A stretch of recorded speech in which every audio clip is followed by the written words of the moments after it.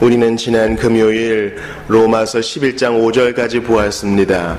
그런즉 이와 같이 지금도 은혜로 택하심을 따라 남은 자가 있느니라. 이 남은 자에 대해서 나누었습니다. 하나님께서는 모든 죄인 가운데 단 한 사람만 구원하셔도, 즉 바울 한 사람만 구원하셨어도 여전히 찬양받으셔야 하고, 이 한 사람을 통하여서 민족 전체에 대한 소망을 가질 수도 있는 것입니다. 이 남은 자, 이 렘넌트 까닭에 우리가 소망을 잃지 않을 수 있는 것이에요. 왜냐하면 참 이 6절을 묵상하면서 제가 큰 은혜를 받았는데, 주님께서 열왕기상 말씀 바울에게 인용케 하시면서 뭐라고 하셨습니까? 4절을 다시 보셔요. 그에게 하신 대답이 무엇이냐? 내가 나를 위하여, 이것은 이제 바울이 성령의 감동을 받아 열왕기상 19장에는 없는 말씀이 추가된 거예요. 그러니까 하나님께서 당신님의 영광을 위해서 친히 남은 자를 남겨놓으시는데, 바알에게 무릎을 꿇지 아니한 사람 7,000명을 남겨두었다 하셨으니, 7,000명이 있다 이렇게 하지 않으시고 7,000명 남겨두었다 이렇게 말씀하세요. 한 가지로 다 타락한 백성들 가운데 주님이 그냥 진노를 쏟아 부으셔도 상관없어요. 그들은 모두가 다 부족했기 때문이요, 그들의 양심상 그들의 고소당하고 정죄당하는 것이 당연하고 핑계댈 수가 없어요. 그런데 주님은 우리에게 희망 주시기 위하여 걱정하지 마, 너처럼 하는 사람들이 7,000명 그 이상 더 있다, 그렇게 말씀하십니다. 기억하셔야 됩니다. 7,000명이 있다가 아니에요. 7,000명을 주님이 남겨두었다는 거예요. 남겨두었다. 얼마나 은혜가 돼요. 이것은 주님이 그 7,000명을 택하시사 이렇게 보존하신다는 의미가 있어요. 그래서 그 깜깜한 그 북이스라엘 사회 가운데서도 정부 관리 중에 몰래 굴에다가 그런 자들을 숨겨놓고 먹을 것을 대접한 자가 있지 않았습니까? 자, 오늘 6절 말씀은요, 이러한 7,000인과 같은 남은 자가 있으니 바울은 낙심할 필요가 없다는 겁니다. 유대인의 구원이 속히 되지 않는 것 때문에 낙심할 필요가 없다는 거예요. 왜냐하면 6절, 만일 은혜로 된 것이며, 이 남은 자는, 이 7,000인은 처음부터 끝까지 다 은혜로 택함 받고 은혜로 보존된 것이니, 은혜로 된 것이면 행위로 말미암지 않음이니 그렇지 않으면 은혜가 은혜되지 못하느니라. 바울은요, 의도적으로 은혜라는 말을 계속 반복해요. 이것은 너무 중요한 거죠. 우선 은혜의 잘못된 용례를 보죠. 우리가 회의를 할 때나 어떤 일을 진행할 때 정말 말이 안 되는 게 있어요. 이 사람을 장로로 세울 때, 또 어떤 한 사람을 목회자 후보생으로 발굴할 때 자격이 아직 안 돼요. 해결되지 못한 죄가 있어요. 또 아직까지 교회 회원들 안에서 검증되지 못한 게 있어요. 그런데 빨리빨리 교회를 세우고 싶어서 목회자 후보생이나 장로를 세울 때 그냥 넘겨버리는 거예요. 빨리빨리 그냥 우리 은혜로 합시다, 이런 거예요. 그게 마냥 좋은 거 아니에요. 원리 원칙을 무시하는 은혜대로는 바로 교회의 병듦의 가장 큰 요인 중 하나예요. 은혜로 합시다. 감사를 해요. 자체 내 감사를 합니다. 회계장부를 열람해요. 그동안에 있었던 사업에 대해서 재정 상태를 점검해 봐요. 뭔가 문제가 있어요. 그 짚고 넘어가야 되는데 은혜로 합시다. 대충 넘겨요. 그럼 교회는 타락하고 망해가요.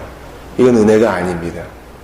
그 말은 좋은 선에서 그냥 너 좋고 나 좋고 합시다, 이런 편의주의이지 은혜가 아니에요. 바울이 얘기하는 은혜는 뭡니까? 바로 자기 같은 죄인을 구원하시기 위해서 다메섹 도상에서 개입하셔서 그냥 너 이놈, 너 왜 나한테 이러느냐 확 쥐어박지 않으시고 말씀을 하시죠. 왜 네가 나를 핍박하느냐. 주님은 때리지 않으시고 말씀하셔요. 우리가 어제 아가서 말씀 봤잖아요. 신랑이 늦게 옵니다. 이슬이 머리에 가득해요. 신부 보고 싶어서 막 뛰어와요. 이 말은 이제 교회를 사랑하시는 그리스도의 사랑이에요. 문이 잠겼어요. 신부는 씻고 옷 벗고 신발 벗고 자고 있다고요. 문을 두드려요. 문을 열어다오. 참 이게 큰 감동이에요. 주님은 신랑은 얼마든지 문을 부술 수도 있어요. 그런데도 말로 설득합니다. 이게 주님의 사랑이에요. 바울이 경험한 은혜가 이런 거예요. 어제도 말씀드렸다시피 호세아, 자기의 아내 고멜이 부정하여서 여기저기 도망가고 그냥 뭐 애를 낳아 키울라 치면 또 도망가고, 그러니까 고멜을 다시 데려와서 뭐라 그럽니까? 호젓한 곳에 데려가서 말로 설득했다 그래요. 말로. 뭐 장로들을 데려다가 재판을 하고 이러지 않아요. 말로 설득합니다. 내가 너에게 충실할 것이니 너도 나에게 그리해라. 이 주님의 인자하심이요, 주님의 탁월하심이에요. 은혜는요, 우리 주님의 탁월하심을 보여줘요. 힘을 쓸 수 있는 사람이 힘을 아끼고 절제하고 인격적인 길을 딱 찾아가는 거, 여기에 감동이 있어요. 어떤 사람이 경찰서에 맞아가지고 왔어요. 왜 맞았는가 이렇게 보니까 전직 프로 복싱 선수예요. 벌써 매스컴에 알려진 사람이라고요. 그런데 동네 그 싸움에서 시비가 붙어가지고 맞아가지고 왔어요. 피해자로 온 거예요. 왜 이렇게 피해를 입으셨습니까? 그런 사람들이 동네 깡패들이 이렇게 덤비면 좀 자기를 보호하죠. 전직 프로 복싱 선수가 뭐라 그랬습니까? 제가 싸우면 저 사람이 죽을지도 몰라서요. 그렇게 얘기했다는 유명한 일화가 있습니다. 자기가 힘을 얼마든지 쓸 수 있는데 그렇게 하지 않고 인격적이고 그 사람이 이해할 수 있는 방향으로 호의를 베풀어 주는 거, 이게 은혜입니다. 이렇게 은혜를 받은 그리스도인이 두 가지 특징이 있어요. 잘 기억하셔야 됩니다. 첫 번째 특징, 그는 자기가 죄인이요 무가치한 존재라는 것을 깊이 인식해요. 그리스도인의 특징, 참된 그리스도인은 뭐 찻대고 포대고 다 해도 그의 큰 특징 중 하나는 내가 죄인이요 하나님 앞에 무가치한 존재라는 겸손한 마음을 가지고 있어요. 두 번째 특징은 뭡니까? 그럼에도 불구하고 나의 이 본성을 뛰어넘는 하나님의 형언할 수 없는 은혜가 또 있다는 것을 분명히 인식해요. 이 두 가지, 죄인임을 인식하고 나를 휘감는 은혜가 있다는 것도 인식해요. 이 두 가지는 상관관계가 있어요. 자신이 죄인이라는 것을 인정하지 않는 사람은 절대 은혜 받을 수 없습니다. 이게 바로 우리 가슴을 아프게 하는 거예요. 은혜라고 입에는 계속 달고 있는데 자기의 죄에 대해서 미워하지도 않고 가슴치지도 않아요. 주여 주여 내 말 들으사 죄인아싸오니 날 부르소서. 이 깊은 자기 무너짐이 있어야 은혜가 그것을 다시 세우는데, 무너뜨림 없이 허름한 기초 위에 다시 건물을 세우려고 하니까 또 무너지지요. 삼풍백화점 붕괴, 부실공사, 다리의 붕괴, 우리 많이 보지 않았습니까? 자기에 대해서는 죽어지고 하나님에 대해 살아야 되기 때문에 우리는 자신이 죄인됨을 인정해야 은혜를 받을 수 있다는 사실을 기억합니다. 하나님의 은혜를 담뿍 받은 진정한 성도는 은혜를 깨달으면 깨달을수록 자신의 죄에 대해서 더 자각하게 되고 미워하게 되고 그러면서 주님을 더욱 닮아가게 되는 것입니다. 이 은혜, 하나님은 오늘 6절 말씀을 통하여 내가 남겨놓은 7,000명까지라도 바로 이런 은혜 때문이다 라고 말씀합니다. 여러분, 이런 7,000명이 선택을 받고 남은 자가 된 것, 그 이유는 뭡니까? 하나님이 딱 보시니까 얘네들이 고난을 딱 받았을 때도 끝까지 믿을 거를 아셔서 선택한 게 아니에요. 잘 기억하셔야 됩니다. 난 너희들이 믿을 줄 알았어, 그래서 너희를 선택했어, 그게 아닙니다. 그렇게 된다면 그들의 믿음이 그들의 공로와 행위가 될 것입니다. 그들의 믿음이 구원의 근거가 되지 못합니다. 이거 많은 사람들이 헷갈리는 건데요. 당신은 어떻게 구원받았습니까? 믿었으니까요. 어떻게 보면 틀린 말은 아닌 것 같아요. 그런데 우리가 구원받은 첫 번째 요인이 우리 믿음입니까? 아니에요. 우리를 거듭나게 해 주셨어요, 주님이. 성령의 선물을 주셨다고요.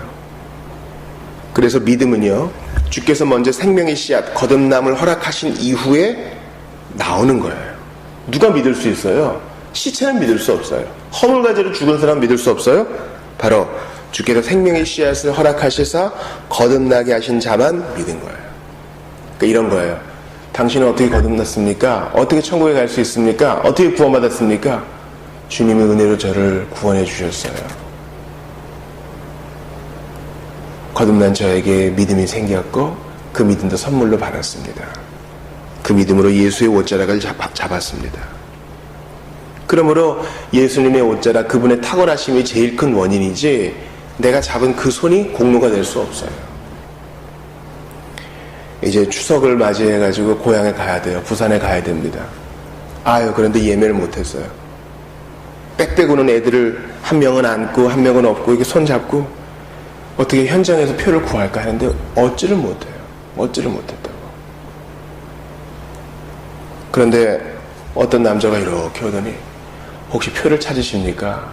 저희 가족이 부산에 가려고 그러는데 사정상 못 가게 됐습니다. 혹시 부산 가는 길이시면 이거 가져가시죠. 그때 감사합니다 하고 낸 그 표를 집었어요. 자, 그 표를 집은 내 손 때문에 부산 가게 된 거 아니잖아요. 어떤 남자가 호의를 베풀어서 갈팡질팡하는 여인에게 손을 내밀어 준 거, 그것을 잊어서는 안 되는 것입니다. 여기에 대해서 에베소 2장 말씀이 그것을 알려줍니다. 은혜에 대한 바른 접근이에요. 긍휼이 풍성하신 하나님이 우리를 사랑하신 그 큰 사랑을 인하여, 이게 제일 큰 원인이라 그랬어요. 하나님 예수 그리스도에게 첫 번째 원인이 있고요. 허물로 죽은 우리를 그리스도와 함께 살리셨고 너희는 은혜로 구원을 받은 것이라. 그러면서 오직 은혜로만 받는 구원, 믿음은 통로일 뿐이다 라고 얘기하면서 에베소에서 무엇을 강조합니까? 행위에서 난 것이 아니니. 행위에서 난 것이 아니니. 믿음은 행위가 아니야. 믿음은 공로가 아니야. 믿음은 근거가 아니야. 믿음은 루터가 말한 것처럼 거지가 한 푼 줍쇼 하고 내민 손이야. 그러므로 수돗물을 참 물 잘 나오는 걸 하면서 수도관을 찬양하지 마라. 이런 겁니다. 얼마나 깨끗한 수원지에서 물이 오는가, 그것을 기억해야지.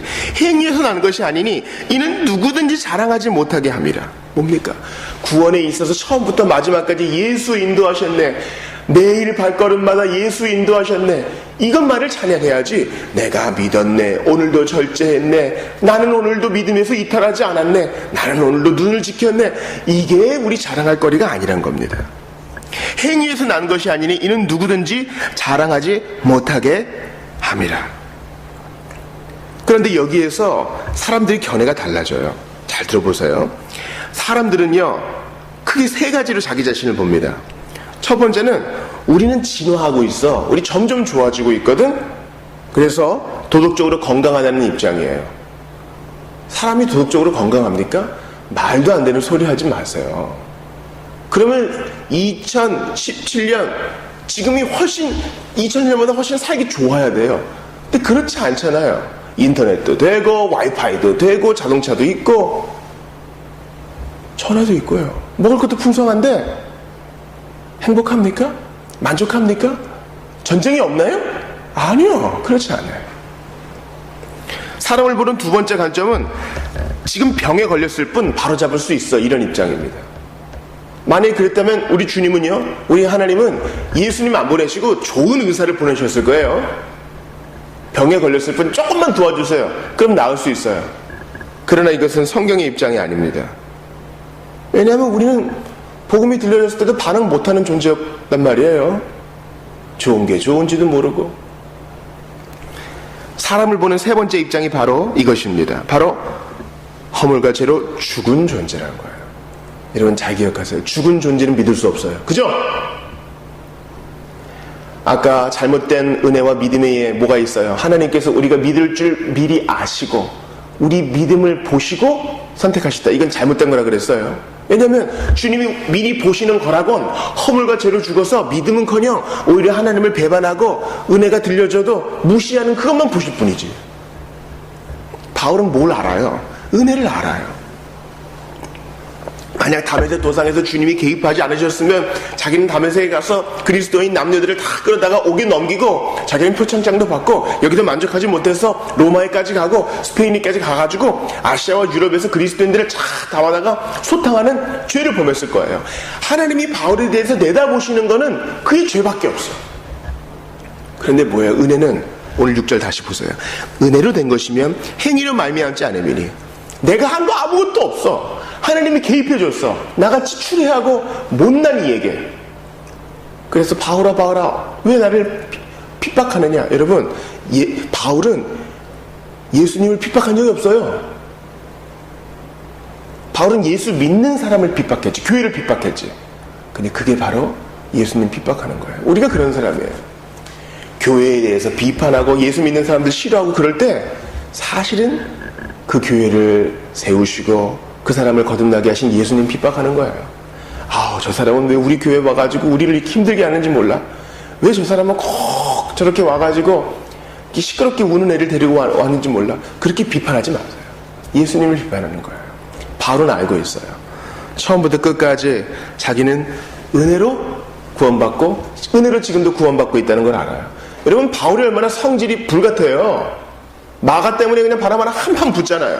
담즙질이어가지고요. 앙금이 있으면 두 번 다시 그 사람 안 봅니다. 그런데 바울은 알고 있어요. 자기의 구원이 은혜로만 말미암는 것임을 알고 있어요. 그러므로 6절 후반을 보셔요.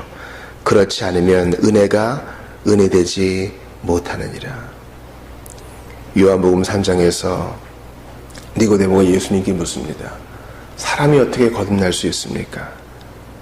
바람이 임의로 불매 네가 그 소리는 들어도 어디서 와서 어디로 가는지 알지 못하나니 성령으로 난 사람도 다 그러하니라. 진짜 은혜를 받은 사람은요 제대로 설명 못해요. 언제 성령님이 나를 이렇게 인도하셨지? 근데 분명한 거 알아요. 내가 태어난 거 알고 열매 맺는 거 알고 하나님께 대해서 반응하는 거 알고 죄를 미워하는 거 알아요. 은혜가 은혜 되려면 오늘도 겸손히 낮아져야 됩니다. 내가 여전히 죄인임을 인정해야 됩니다. 하나님 앞에 부족한 자임을 고백해야 됩니다. 이게 바로 은혜를 은혜되게 하는 것입니다. 7,000명 남아있다. 그게 아니에요. 7,000명이 있다가 아니라 내가 남겨두었다. 그 안에 내가 있어요. 나 같은 자에게 다가오셔서 은혜로 구원하시고 지금도 붙드시는 하나님께 감사를 드리시고 오늘도 모든 교만 뒤로 하고 주님의 뒤만 따르기 원합니다. 이렇게 간절히 기도하시는 우리 모두가 되기를 바랍니다. 이 시간 좀 같이 기도해 주십시오. 아직까지 제대로 된 은혜에 대한 인식이 없는 자들 하나님 도와주십시오. 제대로 믿고 제대로 믿을 수 있도록 도와주십시오. 광명을 얻었네. 밝은 빛을 볼 수 있도록 하나님께만 영광 돌릴 수 있도록 도와달라고 기도하시고 또 우리 월요일 복잡한 하루를 시작하는 우리 성도들 어떤 이에게는 참 지옥 같은 하루가 될 수 있을 텐데 주여 은혜로 건져주소서 간절히 기도하시고 또 가정과 자신을 위해 기도하시다가 돌아가시기 바랍니다.